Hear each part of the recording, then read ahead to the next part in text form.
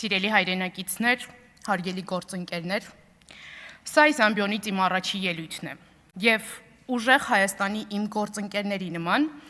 ուզում եմ նշել, որ մեծ պատասխանատվությամբ ու աշխատանքային տրամադրվածությամբ եմ մոտենում այս ամբիոնին և համոզմամբ,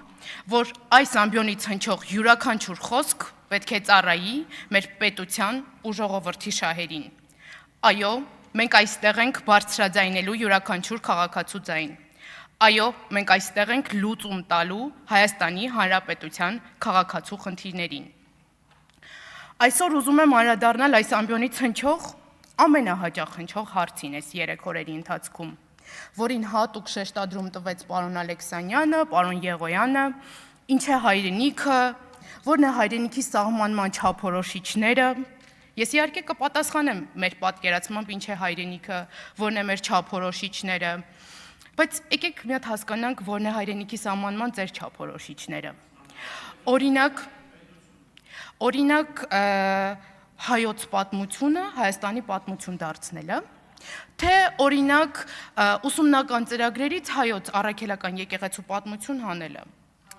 կամ եկեք հայոց պատմություն դասագրքից երևի արցախյան դրվագները հանելը կամ իրադարձությունները ջնջելը, ինչ պետքա որ երեխեքը իմանան, չէ՞, ինչ պետքա որ սերունդը կրթվի, կամ փառքի անկյունները հանելը, կամ օրինակ Արարատը խորհրդանիշներից հանելը, էդ է երևի, չէ՞, պետության հայրենիքի սահմանման չափորոշիչները,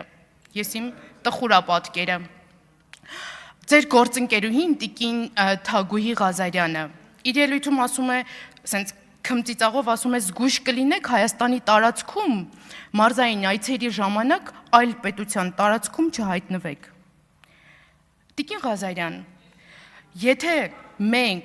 եթե շփոթում եմ կներեք, ամեն դեպքում այդպիսի նախադասություն հնչել այս ամբիոնից, եթե մենք մարզային այցի ժամանակ հայտնվում ենք այլ երկրի տարածքում, դրա թիվ 1 մեղավորն ու պատասխանատուն ձեր իշխանությունն է։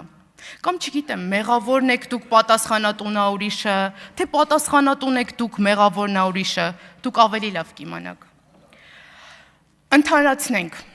դուք ասում եք հայրենիքը ներկայիս աշխարհագրական քարտեզն է։ Այսինքն, պարոն Ալեքսանյան, աշխարհի ժողովուրդները պետքա պատմություն չունենան, հա, ջնջենք, ասենք ավել բառ չասենք, ես օրինակ չասեմ, որ իմ հայրական արմատները Ալաշկերտից են, կարող ինչ-որ մեկը մտածի տարածքային նկրտումներ ունեմ, դուք չունեք արմատներ, դուք չեք կարող բարձրաձայնել այդ մասին։ Հայրենիքը ձևավորվում է պատմությամբ, մշակույթով, լեզվով, հավատքով, ազգային հիշողությամբ, այն արժեքներով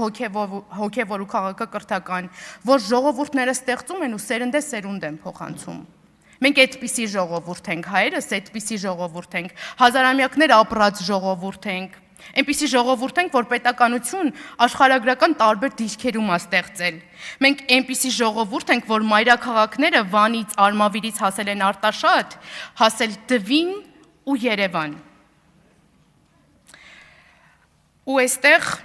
որ անպագորգոր հայտարարում եք, եկեք ասեք Հայաստանի Հանրապետության տարածքը ինչքան է, լավ կլինի եկեք դուք ասեք, թե ձեր ասած թվերի մեջ ինչն է տեղավորվում, ինչը չի տեղավորվում, մի հատ հասկանանք էլի, մենք օրինակ գնում ենք տեղ գյուղ, այնտեղ մեզ ասում են մեր հայրենիքն է, ժողովուրդը ապրում է, արարում է, կարող վեր կենակ ասեք տեղ գյուղի հողերը մեզ չի պատկանում, մարդ ես էլի, չգիտեմ, այդպիսի հայտարարություններն էլ կարող են հնչել։ Ու առհասարակ, մեզ համար հայրենիքը թիվ չի, մեզ համար հայրենիքը հող է։ Թույլ տվեք անդրադառնալ նաև մի ելույթ առաջ իշխանական ինչ-որ պատգամավոր, երբ որ մենք խոսում ենք բարեկրթության կանոնների մասին, ասում է տակից փող անել, էսա բարեկրթության չափորոշիչները ձեզ համար, այսպիսի արտահայտություններն են բարեկրթության չափորոշիչներ։ Եկեք մի հատ բարեկրթության չափորոշիչները նաև ձեր ներսում հասկանանք, էլի, որովհետև եթե դուք ուժեղ Հայաստանին հորդորում եք բարեկիրթ լինել, ուժեղ Հայաստանին բնորոշ հատկանիշ է բարեկրթությունը, մեզ պետք չի հորդորել։ Ու վերջում, ստեղ մի քանի անգամ իշխանական տարբեր պատգամավորների կողմից կառուցողական առաջարկ է հնչում, ասում է ողջունում ենք առաջարկը խնդիրներին լուծում տալու, միասին աշխատենք։ Ձեզ հիշեցնեմ էլի, վերջին 8-9 տարիների ընթացքում դուք եք իշխանության։ Այդ հիմնական խնդիրները դուք եք ստեղծում լուծումներ տալու փոխարեն։